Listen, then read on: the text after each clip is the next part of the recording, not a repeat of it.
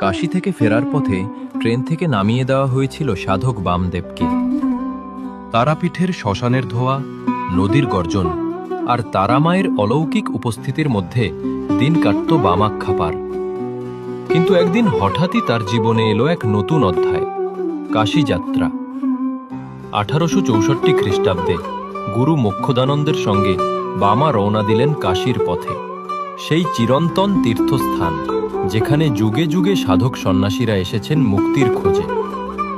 কাশীতে পৌঁছে বামার মনে হলো এ যেন এক আলাদা দুনিয়া। গঙ্গার ঘাটে মণিকর্ণিকা শ্মশান, যেখানে রাজা হরিশ্চন্দ্রের কাহিনী আজও মানুষ মনে রাখে। এখানেই সতীমায়ের কানের দুল পড়েছিল, তাই কাশী এক শক্তিপীঠ হিসেবেও পরিচিত। এখানে মা অন্নপূর্ণা বিরাজ করছেন বিশ্বনাথের পাশে, সেই ষোড়শী মহাবিদ্যা যার মুখে বামা যেন তার প্রিয় তারামায়ের রূপই দেখতে পেলেন। তবুও কাশীর জাঁকজমক, পণ্ডিতি আলোচনা আর ভিড়ভাট্টা বামার মনে শান্তি আনতে পারল না। মোক্ষদানন্দ ও তার সঙ্গীরা সারাদিন ধর্মশাস্ত্র নিয়ে কথা বলতেন, কিন্তু বামা, সেই শ্মশানবাসী সাধক যার সাধনা ভস্মে, যার ধ্যান শুধু মায়ের চরণে, এসব তর্কে মন বসে না তার। ধীরে ধীরে তার মন কাশী থেকে সরে যেতে লাগল। বামার চোখে ভেসে উঠতে লাগলো তারাপীঠের মহাশ্মশান, দ্বারকা নদীর শান্ত জল আর মায়ের আরতির আলো।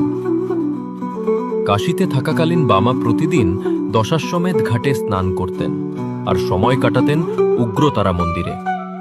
সেখানে আরাধনা করতে করতেই বামা যেন তার তারামাকেই খুঁজে পেতেন।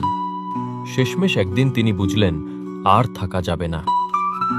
গুরু মোক্ষদানন্দ তখন হরিদ্বারে চলে গেছেন, কিন্তু বামা তার ফেরার অপেক্ষা না করেই ঠিক করলেন তিনি তারাপীঠে ফিরবেন। কাশী স্টেশনে গিয়ে তিনি হাওড়াগামী ট্রেনে উঠেছিলেন, কিন্তু টিকিট না থাকায় টিকিট চেকারের ধমক খেয়ে ট্রেন থেকে নেমে যেতে হয়েছিল।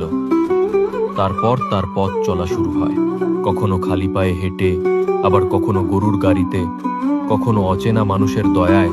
প্রায় 2 মাস ধরে পথ চলতে চলতে অবশেষে পৌঁছে গেলেন তার প্রিয় তারাপীঠে, তারা মায়ের কাছে।